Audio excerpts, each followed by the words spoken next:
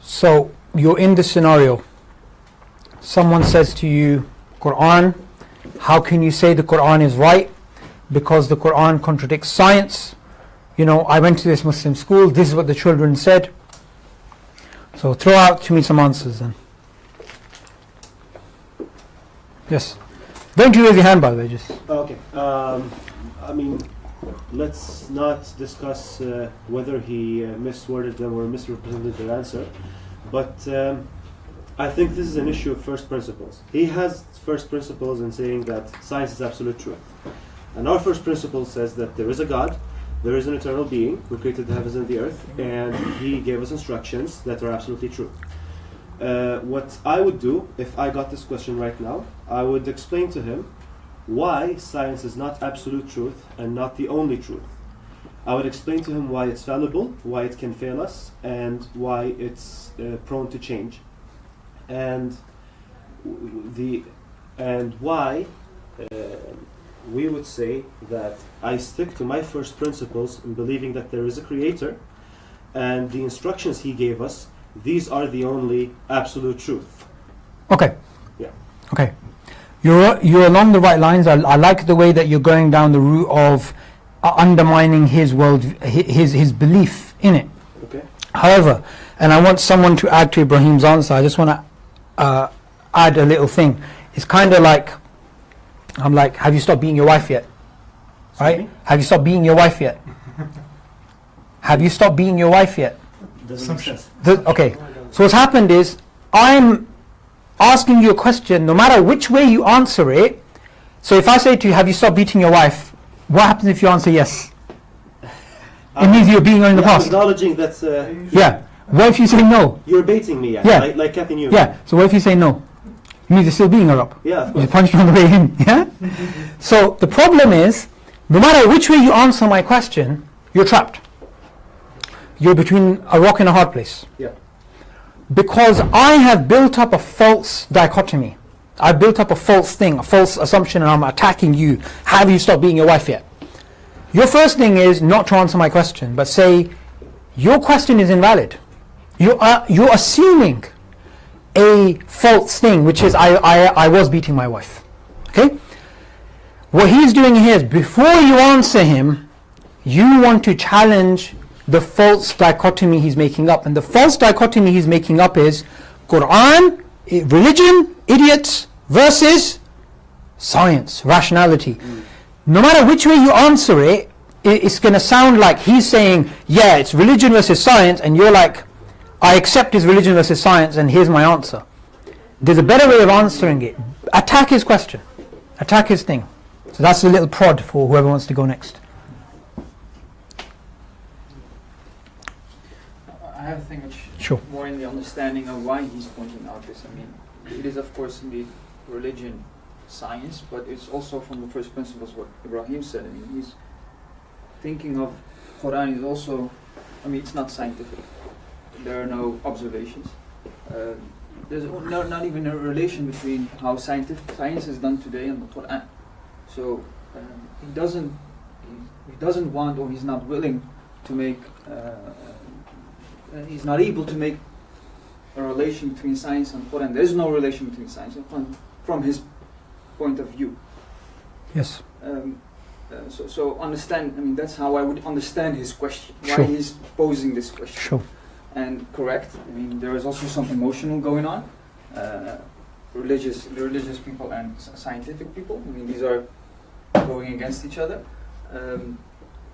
I would, in this learning process, before I would have said, I mean, these are not contradictions. There's no contradiction. The way, the best way maybe to attack the question is.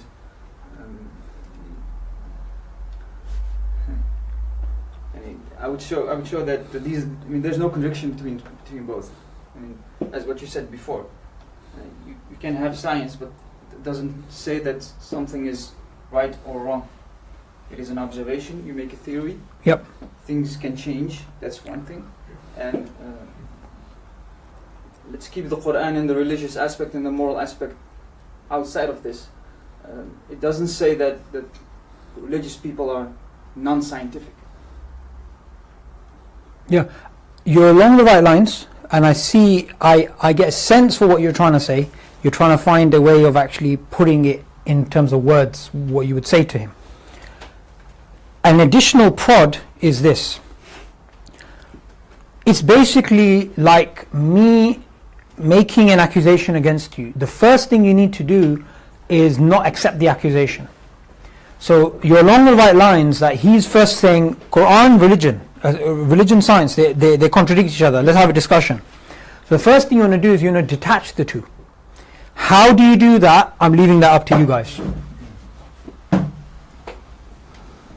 Maybe I totally agree to not answering the question by one sentence, rather than explaining our narrative, how we see this weapon.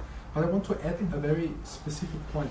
Maybe it's not the most clever part to give an answer or any kind of response to the person who asked, but rather to an audience. So if I would receive this question, if there is any kind of audience and people listens to me, I would rather, take this dialogue as a method to convey my message to the other people. Yes. Because, Subboor, the chance that Mr. Dawkins, follows our narrative, even if we gave him 1 million examples, the chance is low. But the 1,000 people or 10,000 people see us in the debate. Maybe we get the heart and the touch and on the Sure. streets, that's the same. So my, approach to take this as a show to convey the messages. Excellent. So I agree with you totally. But then what do we say? I agree totally. Because it's actually a lot of debates are like this. The aim is not for the actual debater. He already knows.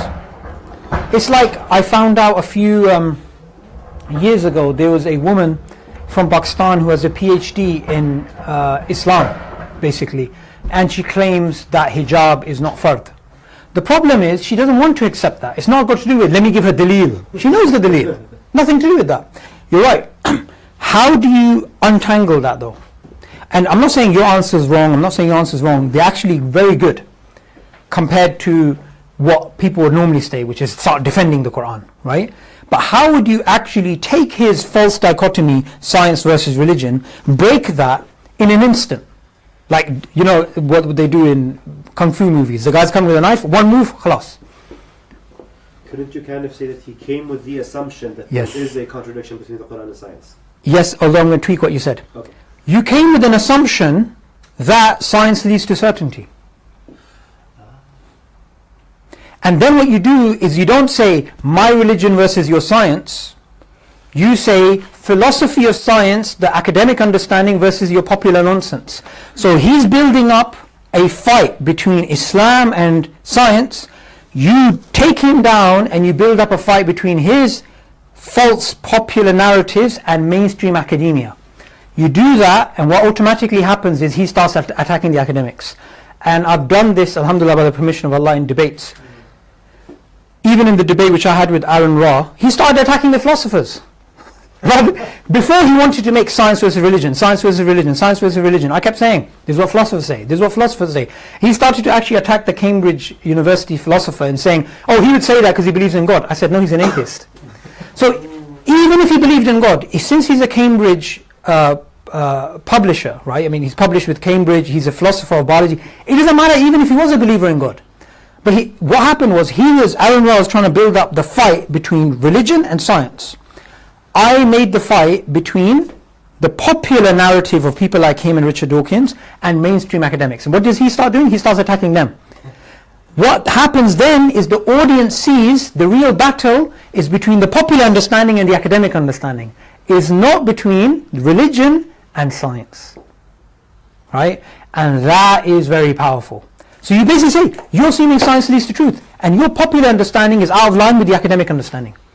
One more thing I would add, we wouldn't say this is what's wrong with science, or this is why it's, we would say, which is the correct answer, it is the beauty of science that it changes. It is the beauty of science that it changes. Because if science didn't change, we would still be believing in old ancient theories, we wouldn't be making progress. The very reason why science progresses is because its conclusions change. That's the beauty of science.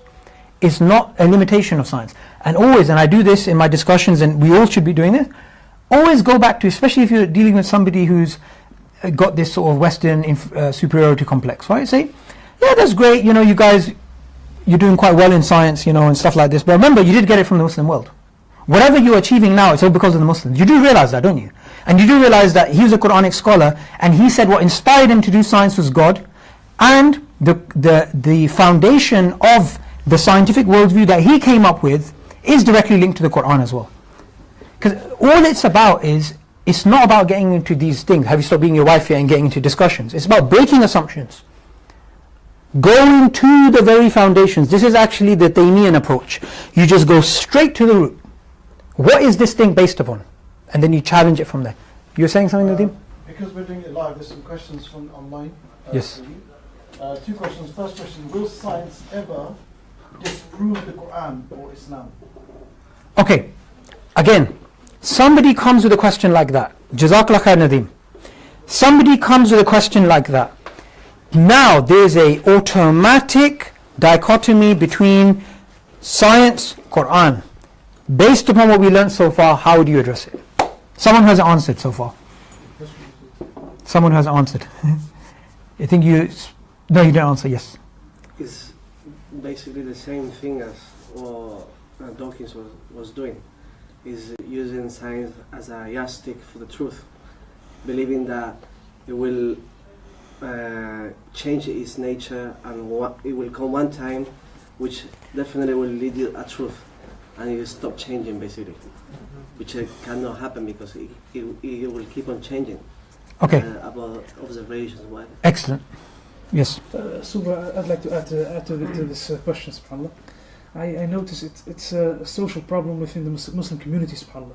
A lot of Muslims have the hidden belief, the hidden first principle, if I have to say it that way, that truth has to be validated and verified through science. Yes. They even, subhanAllah, even Quran, they verify it through science, validate it through science. Yes. And a lot of Muslims, subhanAllah, you mentioned the example of your daughter, right? Yes. SubhanAllah, from since they are kids, they have been ingrained. Scientific proof. Scientific proof that science is the only method of attaining certainty. SubhanAllah. So this is indeed a misconception It's that needs to be... It's a deeper epistemic problem. Yeah. It's a deeper epistemic problem. I like the way you answered it, although I think you left something out. Yes. I think I agree with all that we say. It's a very non-Italian thing to do. Well, but at the same time, subhanAllah, you teach us, mashallah, jazakallah khair, that in the 70s or 100 years ago, science say that the sun don't have an orbit, and the Quran say that the sun have an orbit. So According to some understandings of that verse. yes. Yeah. So even if the science says something about that contradict the Quran, we still believe in the Quran, and we are open because we know that science change. Yes. See, the way you've answered that is very similar to the way that he answered it, which is good. But there's something missing, and it's related to the false dichotomy. The question that was asked was, can science ever disprove the Quran? We can paraphrase the question as saying, can science ever give you truth? Then show the difference between the public and the academic understanding. If we answer the question directly, we are accepting the war between Islam and science. So what's better to do is to take the question and say, what your question really means is, can science lead to certainty? And I say this in my discussions, in my when I'm speaking to even atheists. I say, even if I was a non-Muslim, I could have said this. The popular understanding is this, the academic understanding is this. Khalas. Because you want to show we hold this view about the philosophy of science, not because we're Muslims, but because this is a view that any person would hold about the philosophy of science, because this is the mainstream view. Never ever accept the false dichotomy. The false dichotomy, religion versus science. Don't accept that. Go back to what the question is actually saying. So, for example, the question, who made God, is really asking the question, who created the uncreated one? How do we know God is uncreated? Because of this. So, answering a question directly, like, have you stopped being your wife yet? That's a problem. You have to first break down what the question actually means and break the false dichotomy between religion and science, between Islam in particular and science. So actually, it's developing the skill of fishing out the assumptions out of a statement. Yes. So if you're good at that, then you can take over and take the lead in the conversation. And, Yes. And break down his first principle, deconstruct Sure. to reconstruct. And what you've covered here, by the way, I haven't actually covered much content, if you realize, in this lecture. I was actually saying the same thing again and again. What I was saying was, this is a popular understanding, this is an academic understanding, and I was giving you different examples. All you need to do is to take the wind out of someone's sort of argument, is simply show how they're not in line with mainstream academia. That's it. That is all you need to do. Even if you use one example. So for example, sometimes this actually happens when someone comes up and says, right, the Islam is wrong or the Quran is wrong because of this. Sometimes what you can simply do is simply ask them, and this actually works, simply ask them, what do you mean by that? So that's scientific theory. Have you actually read it? Most people, I'm telling you this from experience, and you probably know this if you've dealt with people who come from these sort of things, it's all hearsay. They don't understand any other science. It's all, they've heard something on YouTube, they got a little bit excited and decided to talk to you. That's all it is. And all you need to do is to show them how, and they hate this, I'm telling you. Of course, people who are sincere, this will open up their heart, but people who are like militant in there, and we're du'at, we're involved with sometimes meeting those people who are very militant in their beliefs, all you simply need to do is show how their popular understanding is disconnected to the academic understanding. Now you're not pitting religion versus science, Islam versus science, you're pitting popular understanding, misrepresentation, propaganda versus mainstream academia. And that just makes them look really silly, because it looks like it's them versus all of science. So for example, and I'm going to be covering this in my next session. There's more questions. Yes, I'm going to be covering this in my next session. Sometimes people ask me, how is it possible that 99% of biologists believe in Darwinian evolution, right? You have to accept it. I simply go down the route of what does belief in evolution mean? According to all evolutionary biologists and philosophers of science, it's based on a probabilistic framework which has assumptions, which has disputes. I accept that. But your notion of belief is it's true as the things you feel, which is not right. You'll always find that there's hidden assumptions there. And those are the assumptions that you actually have to uncover. Yes, Nadeem. Three more. Can we say that the science in the Quran is tomorrow's science? Okay. This is a very good question, and all of you guys here know enough to break down that question. Someone who hasn't spoken yet. I'm going to pick on you. No. He did a heavy gym session today, that's why he's out of it. Because you know, Icelandic people, they do press-ups in their sleep, I heard. That's my point, right? I mean, what I would say, I would just step back what we said in the course, and I would say that science doesn't lead to certainty, and science change, actually. It always changes, so we have no way to say that tomorrow will be the same. Yes. So we have no way to say that tomorrow it will be like the Quran or different, right? Excellent. Everyone understand what he said? Yeah, so the Quran doesn't change, so anyway, Yeah. there will be different. So, there's no guarantee that what's in the Quran is tomorrow's science. Yeah. But there's also something else we can add. Why do you feel, as Sufyan said, why do you feel you have to validate the Quran using science? Why? That's the hidden inferiority complex. You know, I was looking at this, it's really disgusting, but I'm not sure if you're live so I can say this, well I'll say this anyway. Who cares? Bani Israel are the previous nation who we're going to follow inch by inch, step by step, even if they go into the lizard hole. What they did in the past is what we're doing.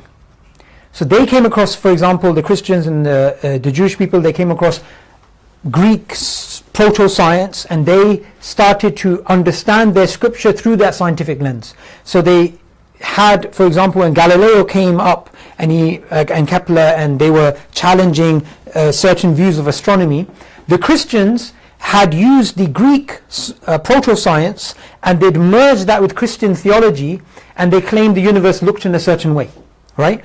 And they started believing in this, and then they got attacked. And so the same sort of science in the Quran they did before. Also, they had such an inferiority complex, the ancient people, the ancient Muslims, if you like, the Jews and the Christians, the ancient Muslims, that the superpower at the time of some 2,000 or 3,000 years ago was who? The Greeks.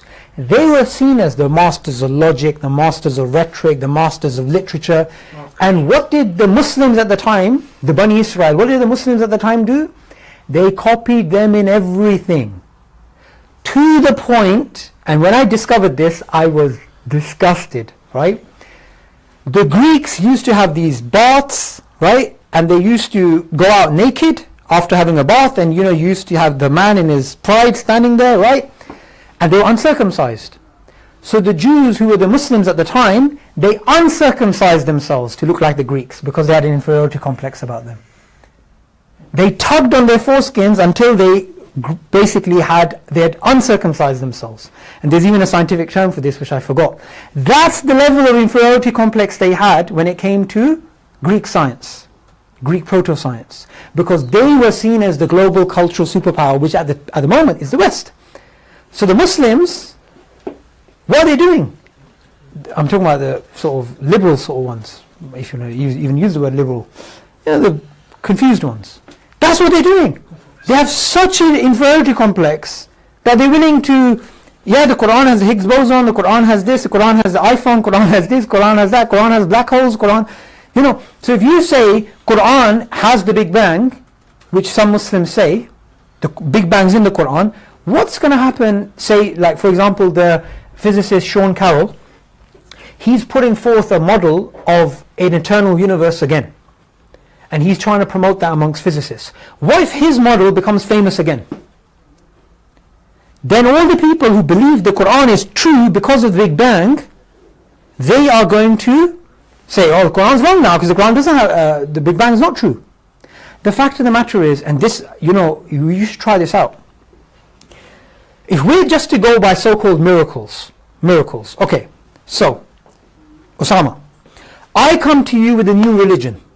This new religion has a book, and the book has scientific miracles, somehow. It has historical miracles about the future. It has predictions which have come true. If you open it up on a random page, it can tell you your mother's maiden name. Everything. Amazing miracles. But this book says God has an elephant head and sits on a throne and throws lightning down, and there's 2 demigods with him. Would you believe in this religious book? No. Why? Because it contradicts my personal... It contradicts Tawheed. It contradicts what you know to be true even before scripture, even before reasoning, which is La ilaha illallah. La ilaha illallah doesn't need evidence. Muhammad Rasulullah does. Yeah? La ilaha illallah doesn't. Because if we're just to go by miracles, you would accept this book. Well, guess what? Dajjal's going to come with miracles. He's going to command the sky to rain, it rains. He's going to command the earth to grow, it grows. If we are people of miracles who follow science and follow whatever miracles, we should all follow Dajjal. May Allah protect us, yeah? We don't go by miracles. Miracles, you'd be surprised. I actually know a brother who nearly left Islam. He's from a Christian background. He nearly left Islam to become a Christian because he saw Christians do miracles. He actually had evidence of them doing supernatural things. Only because he was new in Islam, only when he discovered the jinn and the fact that jinns can do these things did he come back to Islam properly again. We don't go by miracles, these abstract proofs. We go by what the Sahaba went by. The Sahaba knew this was the truth because it taught them what they already knew to be true, which was La ilaha illallah. That's the foundation. And Allah is my witness, we got a phone call here in the office, a brother who accepted Islam. He was from a Nordic type of, ancient UK pagan religion where they have many gods, right? He's from one of these religions. And he said, and this is not a conversation I heard from him. I spoke to the guy, and Allah's my witness, I had this conversation. He said to me, and he rang the office because he wanted to leave Islam after accepting Islam. So I asked him what the problem was. He said, I used to be a pagan, follower of this pagan religion, and in our pagan religions we had many statues and gods, and we had the supreme creator. One day I asked the supreme creator to guide me to the truth. All love for idols left my heart, and I went on a journey and I discovered Islam. When I prayed to the supreme creator and I rejected the idols in my religion. And he says, now I am Muslim, and I am living amongst Muslims. When I went to the mosque, they had a picture of a sheikh and they were asking me to pray to God through the sheikh. He said, if this is Islam, I want to leave Islam. Wallahi, he said this to me. He said, they are teaching me to worship other than God, and the only reason I believe Islam to be true is because it teaches me God is worthy of worship. Who's right? I said to him, you are right and they are wrong. And when I explained to him how his belief in Tawheed was not based upon him reading the book of Tawheed, right? It was based upon his fitrah, and that's why he accepted Islam. And he wanted to leave Islam when he thought Islam was not a religion of Tawheed. So when I explained to him, you are right, he is wrong, he said, I'm not going to leave Islam. This is the truth. The proof of Islam is Tawheed, and the proof of the existence of God is the connection you have with God when you worship Him. This is Islam. It's not based upon, the expansion of the universe. We created everything from water. Yeah? Islam, if a building is built upon strong foundations, you can carry on building, you can carry on building, you can carry on building. But if the building has cracks, you will always be wary about building new floors. If the foundations of belief, if the pillars of Iman are weak, you're not going to take action as a Muslim. And that's why we need to, even when we teach this stuff, this reinforces for the Muslims what they themselves don't know. I heard a really powerful statement, and I want to sort of end on this before taking other questions. I heard this from a very prominent scholar, a very prominent student of Shaykh Albani, direct student of Shaykh Albani. He said, ignorance is the bid'ah of this ummah. Whenever we talk about bid'ah, we talk about, okay, he did this thing, so it's not allowed. He said, ignorance, being ignorant in your religion, this is a bid'ah. And this is the reason why we're facing the issues that we're facing. When we went to, for example, Medina, myself and Hamza gave the philosophy of science to the Medina graduates that were there was no problem. They already knew this stuff. Why? Because they knew the foundations of the religion. They knew that, we had fatwas from back in the 1980s and 90s, which was condemning the science miracle stuff. The scientific miracles in the Quran, we didn't give up because it was wrong. In the 1980s and 90s, scholars were speaking out against it. But no one wanted to listen because we wanted to follow famous people. And this is why we're facing the issues that we're facing today, because we are ignorant of even the foundations of our own religion. I only want to make a statement, subhanAllah. Nowadays, Iman is built upon science. Sorry? Iman is built upon science, subhanAllah. Iman is based upon science nowadays. If you understand where I'm going. Yes. Although what I would say is that it's an excuse. So people already believe Islam is true, and as a confirmation bias they use science. And the reason why I'm telling you this is because I have met people who, when you ask them why they're Muslim, they'll come up with scientific miracles. When you show them that that's wrong, they'll still believe, because they were just trying to explain why they believe something in their heart is true, and they've decided to use that. But in reality, that's not why they really have Iman.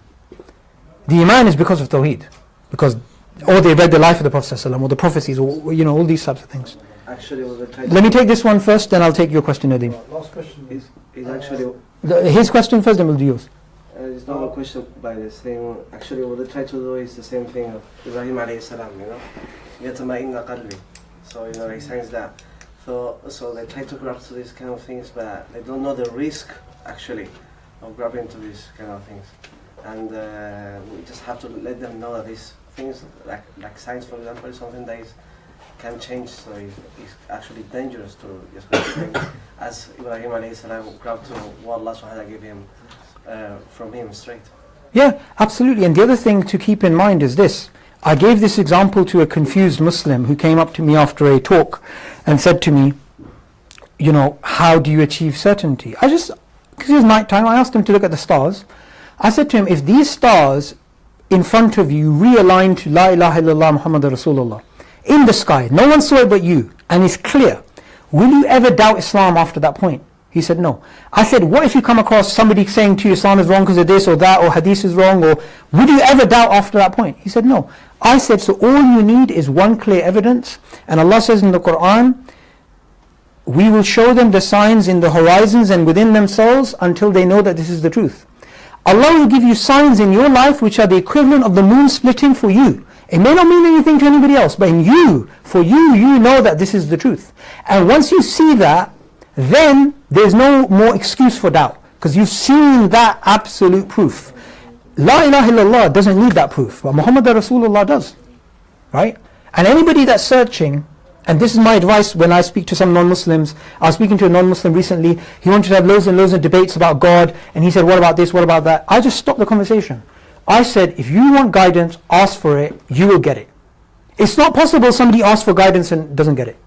That's not possible. That's not who Allah is. You want guidance, you get it. Anybody that's sincere, anybody that's looking, they will get guided. Why? Because Allah makes it clear. Whoever wants guidance, He gives them. Whoever doesn't want guidance, He doesn't force them. He turns them away. In fact, I heard this from a student of knowledge, and he was using a tafsir of the Quran.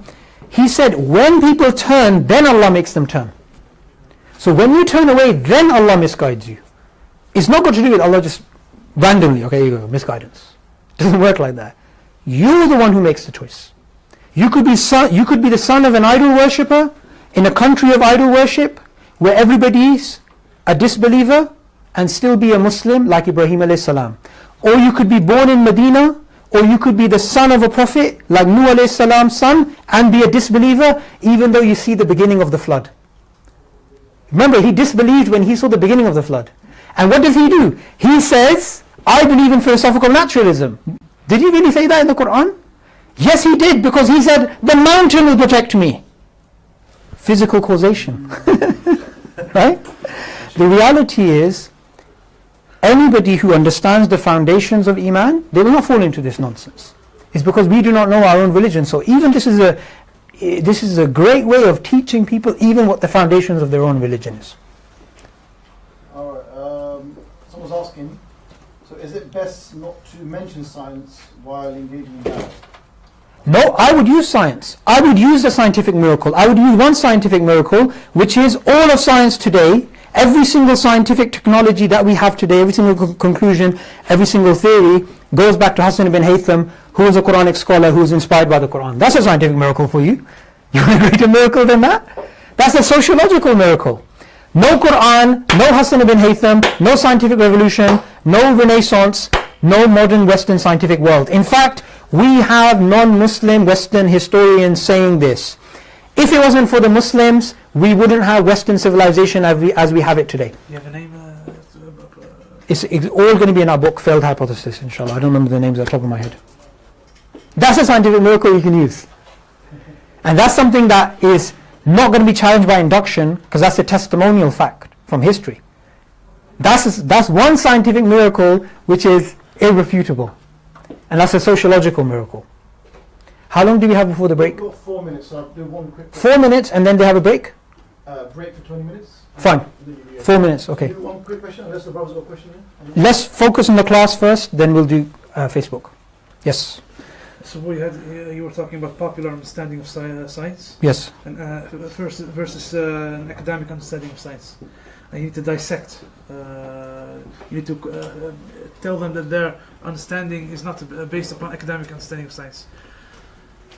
Could you state that their understanding is not scientific academically? I wouldn't put it that way. I would say your philosophical understanding of science is wrong. That was my next question. Or could you say their philosophical understanding of science? Yeah. Is not So their actual understanding of what science is, because they may know the science really well. They may know, for example, the details of quantum theory really, really well. But we're not talking about the details of quantum theory, which is why when you go through this philosophy of science, and this is, if you know anything about the philosophy of science, we've just scratched the surface, right? But this is enough to dismantle that sort of nonsense narrative. This is more than enough. All you simply need to do is any scientific theory which somebody brings up and tries to claim is true, you use this approach, you don't need to know any other science. It's good if you know the science, but it's not necessary, because you could just go down this route. It's like a Christian coming up to you and saying, Jesus is God because John 3:16, because of this, because of Revelation. Or you can say, I've never read the Bible, but it was put together over 300 years, you have different versions, it's not reliable, khalas. They can know all of the references. And normally in debates, you get a Muslim and a Christian, they're doing ping pong. One gives them a verse, one gives them a verse. They're going, yeah, you know, the Muslim knows more of, he's done hifz of the Bible, he's read it more than the Quran. It's true. No. And even scientific miracle promoters, and I used to be one of them many, many years ago, before, when I was ignorant of this stuff, I used to believe. I didn't believe in Islam because of it. I believe in Islam because I believe in Islam. I believe that there's none worthy of worship except Allah. That made sense. And reading up the life of the Prophet ﷺ gave me certainty this is a true prophet. I don't know how to articulate this to people, so I just started using science in the Quran. When I realized it's wrong, it didn't affect my iman. I just thought, okay, wrong. You move on. So I'd like to make a distinction. Indeed, the iman is not based upon science. Yes. It's based upon fitrah, let's say fitrah. Yes, of course. But can we say, because iman and yaqeen are two different things, can we say a lot of people that yaqeen is based upon science? That's certainty. But the thing is, here's the thing. I'm not going to answer your question. I'm just going to ask a question. How can your certainty be based on something which is uncertain? Exactly. Very good question. If that's the case, and remember always, miracles, miracles, miracles, we should follow Dajjal then. Yeah. His miracles are going to be, he's going to bring back the dead Repeat with Allah's please. permission. If we're just going to go by proof, miracles, Dajjal. Now the question, how can you... How can you say, I will achieve certainty using something which is uncertain?